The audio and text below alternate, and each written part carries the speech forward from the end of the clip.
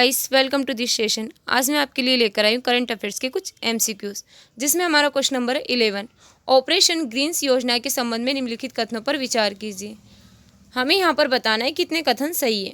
First they रखा है हमें, यह प्रधानमंत्री किसान संपदा योजना के अंतर्गत वर्ष 2018 में शुरू की गई एक केंद्रीय क्षेत्र की योजना है।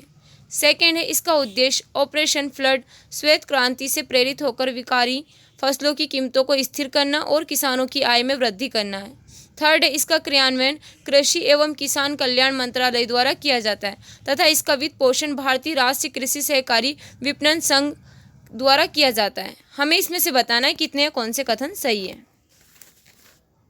तो इसका जो हमारा आंसर है वो क्या होगा, सी। इसमें हमारे फर्स्ट सेकंड थर्ड तीनों ही सही है। अब इसके बारे में हम डिटेल में पढ़ते हैं आगे। ऑपरेशन ग्रीन्स योजना यह प्रधानमंत्री किसान संपदा योजना के अंतर्गत वर्ष 2018 में शुरू की गई एक केंद्रीय क्षेत्र की योजना है, इसलिए हमारा फर्स्ट सही है। इसका उद्देश्य ऑपरेशन फ्लड श्वेत क्रांति से प्रेरित होकर विकारी फसलों की कीमतों को स्थिर करना और किसानों की आय में वृद्धि करना है, इसलिए हमारा सेकंड भी सही है। इसे कृषि एवं किसान कल्याण मंत्रालय द्वारा क्रियान्वित किया जाता है तथा इसका वित्त पोषण भारतीय राष्ट्रीय कृषि सहकारी विपणन संघ द्वारा किया जाता है, इसलिए जो हमारा थर्ड है वो भी सही है। हमारा क्वेश्चन नंबर है 12। निम्नलिखित कथनों पर विचार कीजिए। हमें फर्स्ट दे रखा है, यह एक विलुप्त उड़ने में अक्षम पक्षी है जो मॉरिशस द्वीप का स्थानिक पक्षी था, जो हिंद महासागर में मेडागास्कर के पूर्व में अवस्थित है। सेकंड वाला, यह कोलंबिडे कुल से संबंधित था। थर्ड, यह मानवीय गतिविधियों और सुअरों, चूहों व बिल्लियों जैसी आक्रामक प्रजातियों के अस्तित्व में आने के कारण विलुप्त हो गया है, जो इसके अंडों और चूजों का शिकार करते थे।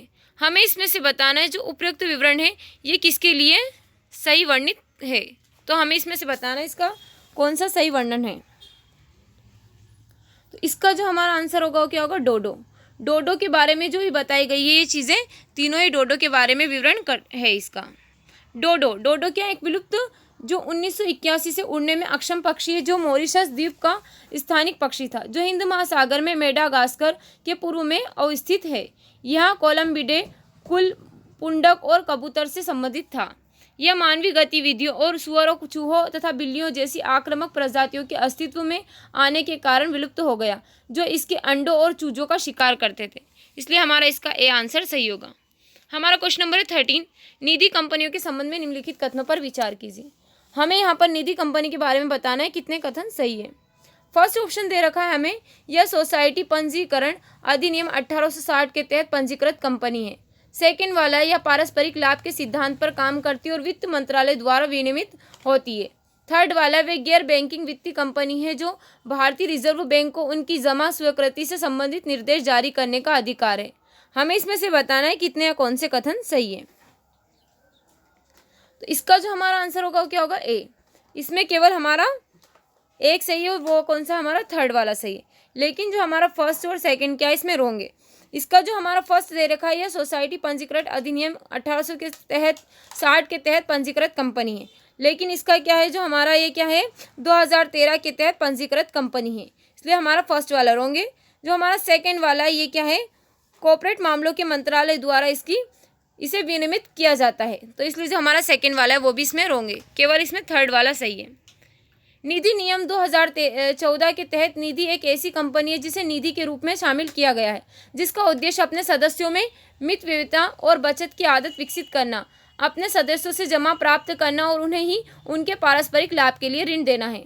यह कंपनी अधिनियम 2013 के तहत पंजीकृत कंपनी है, इसलिए हमारा फर्स्ट है वो सही नहीं है। यह पारस्परिक लाभ के सिद्धांत पर काम करती है जिसे कॉर्पोरेट मामलों के मंत्रालय द्वारा विनियमित किया जाता है, इसलिए हमारा सेकेंड है वो भी सही नहीं है।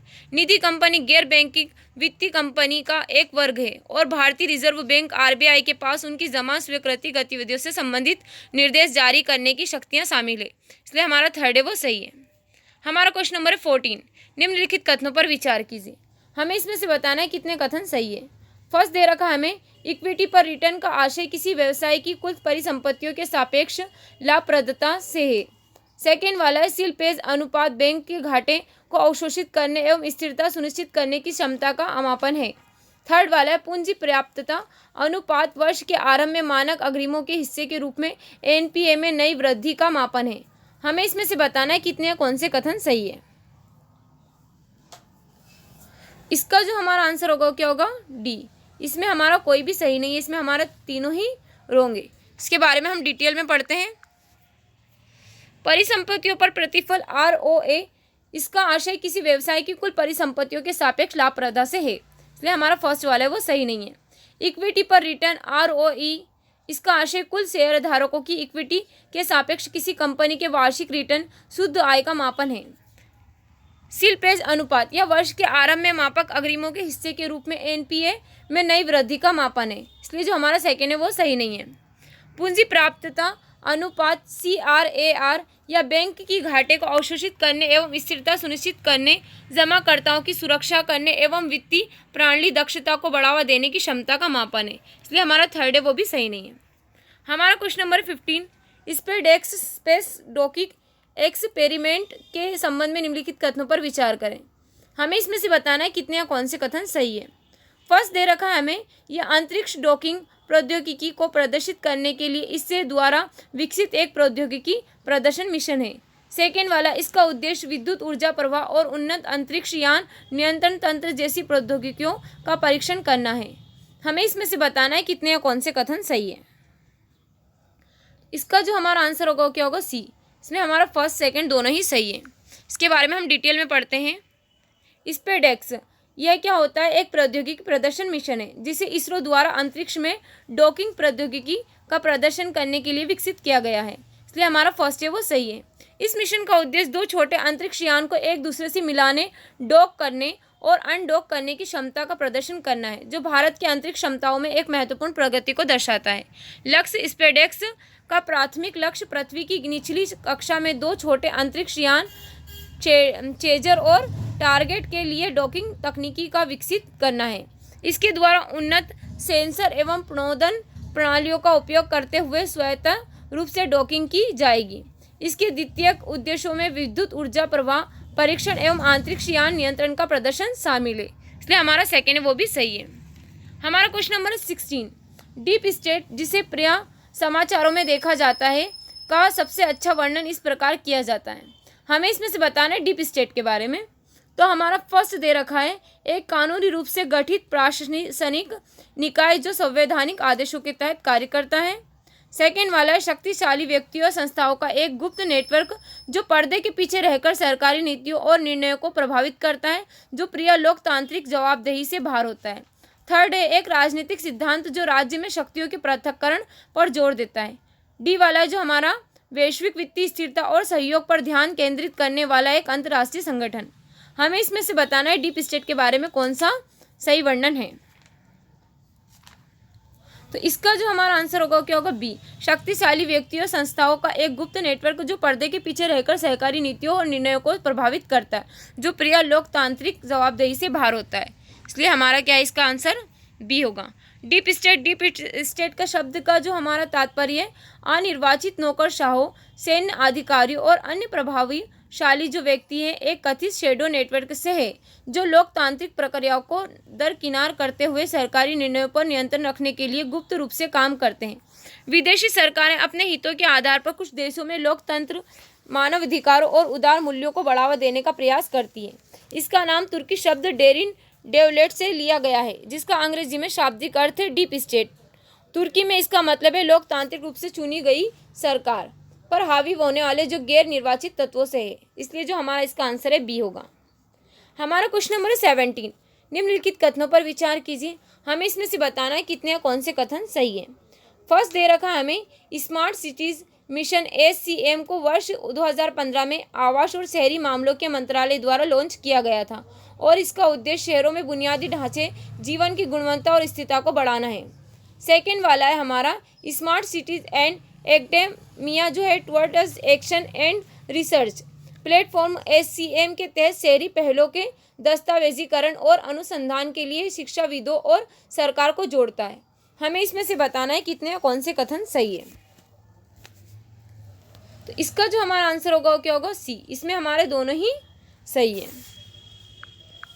इसके बारे में हम डिटेल में पढ़ते हैं। स्मार्ट सिटी मिशन SCM, इसे वर्ष 2015 में आवास और शहरी मामलों के मंत्रालय द्वारा लॉन्च किया गया था और इसका उद्देश्य शहरों में बुनियादी ढांचे, जीवन की गुणवत्ता और स्थिरता को बढ़ाना है, इसलिए हमारा फर्स्ट है वो सही है। एससीएम के घटक क्षेत्र आधारित विकास, पुनर्विकास जो है बुनियादी ढांचे और सुविधाओं में सुधार करने के लिए मौजूद शहरी क्षेत्रों को नवीनीकरण। उदाहरण क्या है इसके? भिंडी बाजार मुंबई। फिटिंग मौजूदा जो क्षेत्र हैं उनके बुनियादी ढांचों को उन्नत करना ताकि उन्हें अधिक कुशल और टिकाऊ बनाया जा सके। उदाहरण के लिए स्थानीय क्षेत्र विकास अहमदाबाद। ग्रीनफील्ड परियोजनाएं स्थिरता और स्मार्ट प्रौद्योगिकियों पर ध्यान केंद्रित करते हुए नए शहरी क्षेत्रों का विकास, जैसे न्यू टाउन कोलकाता, नया रायपुर, गिफ्ट सिटी। अखिल शहर समाधान, ई गवर्नेंस, अपशिष्ट प्रबंधन, जल प्रबंधन, ऊर्जा प्रबंधन, शहरी गतिशीलता और कौशल विकास जैसे विभिन्न क्षेत्रों में सूचना और संचार प्रौद्योगिकी आईसीटी समाधानों का क्रियान्वयन। शासन संरचना प्रभावशीलता बढ़ाने के लिए एक नया शासन मॉडल अपनाया गया। कंपनी अधिनियम 2013 के तहत एक विशेष परियोजना वाहन एसपीवी बनाया गया, जिसका नेतृत्व एक नौकरशाह या बहुराष्ट्रीय निगम एमएनसी के प्रतिनिधि द्वारा किया जाएगा। वर्ष 2022 में लॉन्च किया गया SAAR smart cities and academia towards action and research platform, जो एससीएम के तहत शहरी पहलों का दस्तावेजीकरण और शोध करने के लिए शिक्षाविदों और सरकारों को जोड़ता है। इसलिए जो हमारा सेकेंड है वो सही है। भारतीय प्रबंधन संस्थान बेंगलुरु एक अध्ययन से पता चला है कि जो स्मार्ट सिटीज मिशन एससीएम ने स्मार्ट कक्षाओं के माध्यम से शिक्षा की गुणवत्ता में सुधार किया है। IIM बेंगलुरु के अध्ययन से पता चलता है कि एससीएम के तहत स्मार्ट कक्षाओं ने वर्ष 2015-16 से वर्ष 2023-24 तक 19 शहरों में नामांकन में 22% की वृद्धि की है। हमारा क्वेश्चन नंबर 18, सर्वाधिक वरीयता प्राप्त राष्ट्र MFN के संबंध में निम्नलिखित कथनों पर विचार कीजिए। हमें इसमें से बताना है कितने या कौन से कथन सही है। फर्स्ट हमारा दे रखा है MFN के तहत किसी देश को सभी व्यापारिक साझेदारों, चाहे उनकी आर्थिक स्थिति कुछ भी हो, के लिए समान रूप से व्यापार बाधाओं को कम करना होता है। सेकेंड वाला है ट्राइब्स समझौता द्वारा गैर भेदभाव सिद्धांत में अपवाद की अनुमति दी गई है, जिसे सर्वाधिक वरीयता प्राप्त राष्ट्र MFN उपचार के रूप में जाना जाता है। हमें इसमें से बताना है कितने या कौन से कथन सही है। तो इसका जो हमारा आंसर होगा वो क्या होगा? सी। इसमें हमारे दोनों ही सही है। सर्वाधिक वरीयता प्राप्त राष्ट्र MFN का अर्थ है जब कोई देश व्यापार अवरोध को कम करता है या बाजार खोलता है तो उसे अपने सभी व्यापारिक साझेदारों, चाहे उनकी आर्थिक स्थिति कुछ भी हो, से समान वस्तुओं या सेवाओं के लिए एक ऐसा करना होता है। इसलिए जो हमारा फर्स्ट है वो सही है। बौद्धिक संपदा अधिकारों के व्यापार संबंधित पहलू ट्राइब्स समझौता द्वारा गैर भेदभाव सिद्धांत में अपवाद की अनुमति दी गई है, जिसे सर्वाधिक वरीयता प्राप्त राष्ट्र MFN उपचार के रूप में जाना जाता है, जिससे देशों को विभिन्न व्यापारिक भागीदारों के अधिकार धारकों के बीच अंतर करने की अनुमति मिलती है। इसलिए जो हमारा सेकेंड है वो भी सही है। हमारा क्वेश्चन नंबर है 19, निम्नलिखित विशेषताओं पर विचार कीजिए। हमें फर्स्ट दे रखा है, इसमें उष्ण कटिबंधी सदाबहार, अर्ध सदाबहार, नम पर्णपाती वन तथा घास के मैदान शामिल है। सेकेंड वाला है मल्यरायण, माला पंडारम एवं यूराली जैसी मूल जनजातियां इस क्षेत्र में निवास करती है। थर्ड है सीजीजियम पेरियारेनिस और हेबिनेरिया पेरियारेनियस क्षेत्र के स्थानिक पौधे हैं। हमें इसमें से बताना है ये किसके विशेषताएं सबसे बेहतर वर्णन है। तो हमें फर्स्ट ऑप्शन दे रखा है पेरियार, सेकेंड दे रखा है विरागना दुर्गावती, थर्ड दे रखा है में पलामू, फोर्थ दे रखा है सतकोशिया। हमें इसके बारे में सही बताना है किसका ये सबसे अच्छा वर्णन करता है। इसका जो हमारा आंसर है वो क्या है? ए, पेरियार का ये सही वर्णन करते हैं। ये जो तीनों ऑप्शन है। पेरियार टाइगर रिजर्व केरल, इडुक्की एवं पथानामथिट्टा जिलों में स्थित है। पश्चिमी घाट के दक्षिणी क्षेत्र में स्थित है। वर्ष 1950 में इसे अभयारण्य घोषित कर दिया गया था और वर्ष 1978 में इसे बाघ अभयारण्य घोषित किया गया। इसका नाम पेरियार नदी से लिया गया है, जिसका उद्गम अभयारण्य के तहत शामिल क्षेत्र से ही होता है। इस अभयारण्य में उष्णकटिबंधीय सदाबहार, अर्ध सदाबहार, नम पर्णपाती वन तथा घास के मैदान शामिल है। यह अभयारण्य लगभग 300 औषधीय पौधों का केंद्र है। कुछ पौधे इस क्षेत्र के स्थानिक है, जैसे सिजगियम पेरियारेसिस एक पेड़, हेबेनारिया पेरियारेसिस एक आर्किड एवं मुकुना पोरिएंस थेकाडियंसिस एक किलंबर आदि। इस रिजर्व के तहत शामिल क्षेत्र में 6 जनजातीय समुदाय रहते हैं, जिसे कि मन्नान, पालिया, मल्यारायण, पाला, मंडारम, उराली एवं उल्लादान। इसलिए जो हमारा फर्स्ट है वो सही है। आज का हमारा लास्ट क्वेश्चन है क्वेश्चन नंबर 20। सशस्त्र सीमा बल से संबंधित निम्नलिखित कथनों पर विचार कीजिए। हमें इसमें से बताना है कितने कौन से कथन सही है। फर्स्ट दे रखा है, यह नेपाल एवं भूटान से संलग्न भारत की सीमा की रक्षा करता है। सेकेंड वाला है, रक्षा मंत्रालय के तत्वाधान पर कार्य करता है। थर्ड वाला है, राष्ट्रीय सुरक्षा में महत्वपूर्ण भूमिका के लिए इसे राष्ट्रपति ध्वज से सम्मानित किया गया है। हमें इसमें से बताना है कौन से कितने कथन सही है। तो इसका जो हमारा आंसर होगा क्या होगा, बी। इसमें केवल हमारे 2 सही है, फर्स्ट और थर्ड, लेकिन जो हमारा सेकेंड वाला है वो रॉन्ग है। यहाँ क्या है, रक्षा मंत्रालय के तत्वाधान में कार्य नहीं करता, किसके में करता है, या गृह मंत्रालय के जो तत्वाधान पर कार्य करता है। तो इसलिए जो हमारा इसका आंसर होगा बी। इसके बारे में डिटेल में पढ़ते हैं। एसएसबी केंद्रीय रिजर्व पुलिस बल सीआरपीएफ का एक हिस्सा है, जो नेपाल में 1751 किलोमीटर और भूटान में 699 किलोमीटर के साथ भारत की सीमा की रक्षा करता है।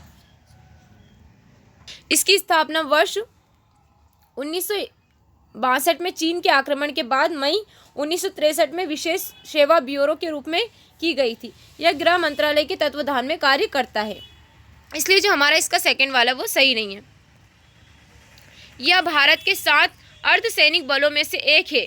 अन्य 6 असम राइफल्स, केंद्रीय औद्योगिक सुरक्षा बल सीआईएसएफ, केंद्रीय रिजर्व पुलिस बल, भारत तिब्बत सीमा पुलिस और राष्ट्रीय सुरक्षा गार्ड एनएसजी। एसएसबी पहला केंद्र अर्धसैनिक बल है जिसमें महिलाओं को भी शामिल किया गया है। मार्च 2004 में एसएसबी को राष्ट्रीय सुरक्षा में अपने महत्वपूर्ण योगदान के लिए राष्ट्रपति ध्वज से सम्मानित किया गया है, जो किसी भी सैन्य इकाई को दिया जाने वाला सर्वोच्च सम्मान है। इसलिए जो हमारा थर्ड है वो भी सही है। आज का सेशन हम यहीं तक रखते हैं। उम्मीद है जो आज का हमारा सेशन है आपको अच्छा लगा है। अगर आपको हमारा सेशन अच्छा लगा है तो आगे के अपडेट के लिए हमारे चैनल को सब्सक्राइब करें, बेल आइकन को दबाना ना भूलें। Okay, thank you so much.